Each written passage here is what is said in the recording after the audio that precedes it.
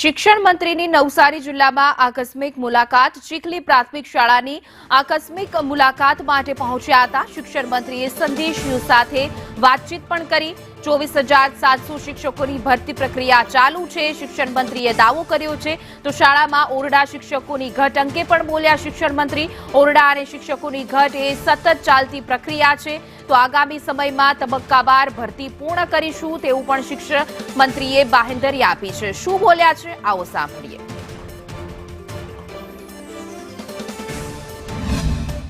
आज आयो छे आज चीखली कुमार शाळा जे छे पीएमसी अपनी मोदी साहेबे जे पीएमसी स्कूलो अपना गुजरात में आपी छे। 14,000 जेटली स्कूलो पूरा देश में आपी पण आपणे अहींया 448 स्कूल अपनी गुजरात में बनावडावी छे। एमां तमाम सुविधाओथी सज्ज करी छे पण ए जे तमाम सुविधाओ आपी छे एनुं इम्प्लिमेंट केटला अंशे थयुं छे अने शुं छे एना माटे आज स्थळ मुलाकात लईने एनो रिपोर्टो मेळवीश अने पछी पूर्ति करीए छे अमे उमेरीशुं। आज ओरडाओ अने घट जे छे ए तो सतत चालती प्रक्रिया छे।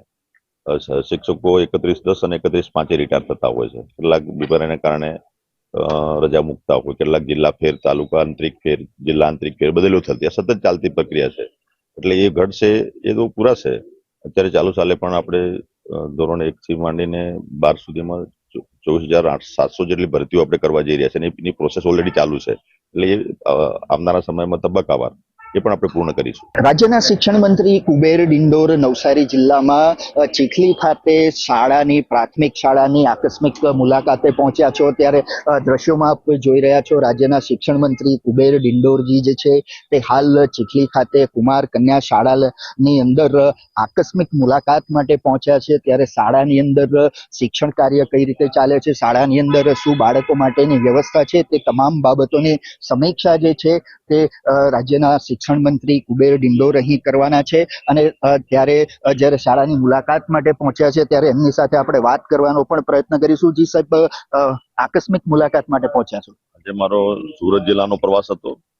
સુરત જિલ્લામાં જે બપોર પછીનો કાર્યક્રમ છે એટલે મેં વિચાર્યું કે નવસારી આપણો જે જિલ્લો છે ત્યાં આપણી પીએમશ્રી સ્કૂલ છે અને બીજી પણ આપણી અન્ય સ્કૂલો છે। અને આજે શનિવારનો દિવસ છે એટલે મારો આ જે પૂર્વ આયોજિત કાર્યક્રમ નથી પણ જે આકસ્મિક કાર્યક્રમમાં મેં જેવી સ્કૂલો ચેન્જ જે રસ્તામાં હતી જે સ્કૂલો છે એની મુલાકાતનો મારા પરિવારના જે મિત્રો છે, શિક્ષક મિત્રો છે એમને મળવાનું થાય, બાળકોને મળવાનું થાય એ રીતે આજે આવ્યો છું। અને આજ ચીખલી કુમાર શાળા જે છે પીએમસી આપણી મોદી સાહેબે જે પીએમસી સ્કૂલો આપણા ગુજરાતમાં આપી છે।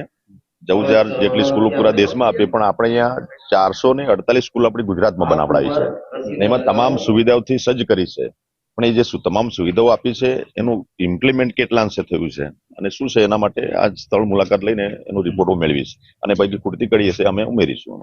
સમીક્ષાના મુખ્ય મુદ્દા શું રહેશે? સમીક્ષામાં મુદ્દા છે આપણી પીએમસી સ્કૂલમાં આપણે વોકેશનલ ટ્રેનિંગ સેન્ટર, પછી આપણું જે ફિઝિકલ ટીચર, સંગીત અને વ્યવસાયલક્ષી જે આપણે કોર્સો છે ચલાવવાના સામના અને સ્કિલ બેઝ એજ્યુકેશન મેઇન બાબત તો આપણી આ છે કે સ્કિલ બેઝ એજ્યુકેશન આપણા બાળકોને નવી એનઈપીમાં જે એનું સજેશન કરેલું છે એ પ્રમાણે બાળકોમાં જે નવી સ્કિલ છે એજ્યુકેશનની સાથે સાથે એમાં કોઈ સંગીત છે, કોઈ નૃત્ય છે, કોઈ અભિનય છે, વક્તા બને અને બાકી એનામાં જે હુનર જે છે પોતાની જે કલા છે એને બહાર લાવવાનું કામ પણ આ શિક્ષણના માધ્યમથી અમે કરતા હોઈએ છીએ।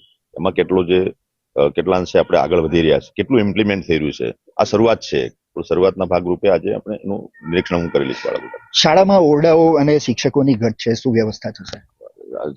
ઓરડાઓ અને ઘટ જે છે એ તો સતત ચાલતી પ્રક્રિયા છે। શિક્ષકો 31/10 અને 31/5 રિટાયર થતા હોય છે। કેટલાક બીમારીને કારણે રજા મૂકતા હોય, કેટલાક જિલ્લા ફેર, તાલુકા આંતરિક ફેર, જિલ્લા આંતરિક ફેર બદલ્યો થતી સતત ચાલતી પ્રક્રિયા છે। એટલે એ ઘટ છે એ તો પૂરા છે। અત્યારે ચાલુ સાલે પણ આપણે ધોરણ 1 થી માંડીને 12 સુધીમાં 24,700 જેટલી ભરતીઓ આપણે કરવા જઈ રહ્યા છે અને એની પ્રોસેસ ઓલરેડી ચાલુ છે। એટલે આવનારા સમયમાં તબક્કાવાર એ પણ આપણે પૂર્ણ કરીશું। જી બિલકુલ, તો જે રીતે આપણી સાથે રાજ્યના શિક્ષણ મંત્રી જે જોડાયા હતા તેમણે જણાવ્યું છે તે પ્રમાણે શિક્ષણની ખૂબ જ વ્યવસ્થિત રીતે પ્રક્રિયા ચાલી રહી છે અને શિક્ષકોની ઘટ જે છે તે ભરતી પ્રક્રિયા પણ ચાલી રહી છે અને ટૂંક જ સમયમાં જે આ ભરતી છે તે પણ કરવામાં આવશે તેવું શિક્ષણ મંત્રીએ સંદેશ ન્યૂઝને એક્સક્લુઝિવ વિગતો આપતા જણાવ્યું છે। ત્યારે આગામી સમયની અંદર કઈ રીતે આ સમીક્ષા પ્રક્રિયા પૂર્ણ થાય છે તે હાલ જોવું રહ્યું। રાજન રાજપૂત, સંદેશ ન્યૂઝ, નવસારી।